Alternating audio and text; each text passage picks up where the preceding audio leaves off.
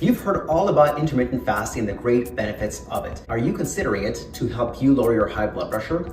If you are, type in yes in the comments below. If you're not, just type in no. So let's discuss this. Does intermittent fasting help with lowering high blood pressure? Before we get there, who am I to be talking about this? My name is Igor. I'm a personal trainer who specializes in working with people who have high blood pressure. I'm also the author of the Amazon best-selling book, High Blood Pressure Reversal Secrets. 4 simple steps to lower blood pressure in 1 month without medications. So let's get to it. First of all, let me state this up front. There are very few studies on the effects of intermittent fasting on high blood pressure, but there are a few. In one study, 30 people who were medicated for high blood pressure went on an intermittent fasting diet, and sure enough, they lowered their blood pressure. So on the surface, it seems like intermittent fasting is very effective for high blood pressure, but there are 2 problems with that study. First of all, they didn't just restrict their feeding window to an 8-hour span. What they did is, yes, they restricted it to that 8-hour span. In addition to that, though, they also lowered their calories from regular to 500 to 600 calories per day. So their blood pressure dropped because they were eating an 8-hour span, or because they were eating 500 to 600 calories per day.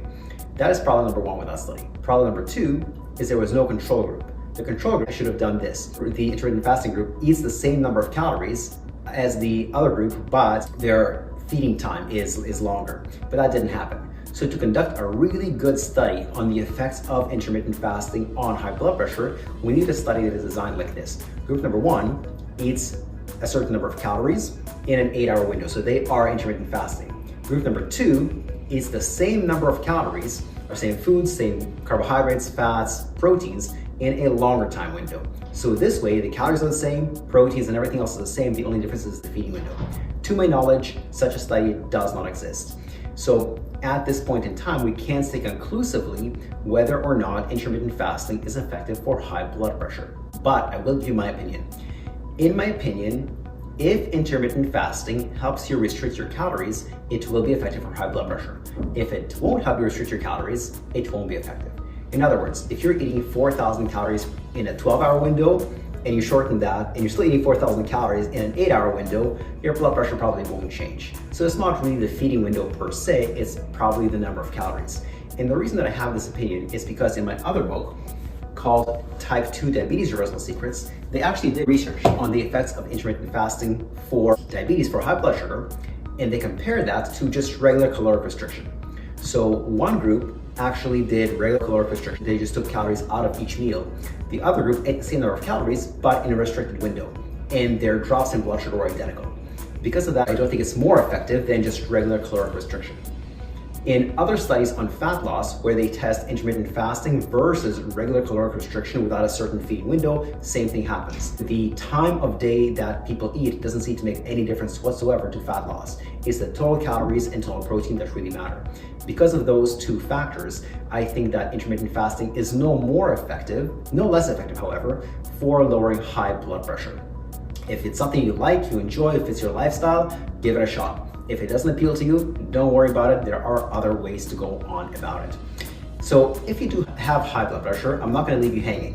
What should you eat? Bottom line. Well, in my book about high blood pressure, I recommend this kind of diet. It's way easier to add things to your diet than remove things from your diet. So I'm not going to tell you what to take out, but I'm going to tell you what to add in. You want to add in foods that are in different categories. One of those categories is high potassium foods. If you're thinking bananas, you're right, but that's not even number 1. Some of the richest sources of potassium are actually dried fruits. Things like figs, dates, prunes, dried apricots, etc. So I recommend my clients get some of their foods from this category. Another category of foods that are not high in potassium per se, but are very, very helpful, are things that are high in omega-3s. That's things like mackerel, salmon, sardines, things like that. Another category of foods is things that are high in nitrates. What are nitrates? Nitrates are chemicals in foods that get converted to something called nitric oxide, which helps open up blood vessels. And what are some foods that are high in nitrates? The biggest one is actually arugula. Behind that is spinach. Behind that is beets. So the dark green leafy vegetables plus beets are some of the richest sources of nitrates. In addition to that, there are other foods that are very, very helpful for high blood pressure for other reasons. Things like garlic, onions, beef, and celery, cucumbers, stuff like that, those are all very helpful. So what I would do with all of my clients is I would ask them to eat at least one of the foods from any of these lists with each meal. One of the people who read my high blood pressure book, she said she actually normalized her blood pressure in 1 week after following this diet. And it's not like it was almost normal and it became normal, it was extremely high and it normalized. So once again, if you like this video, click like and subscribe.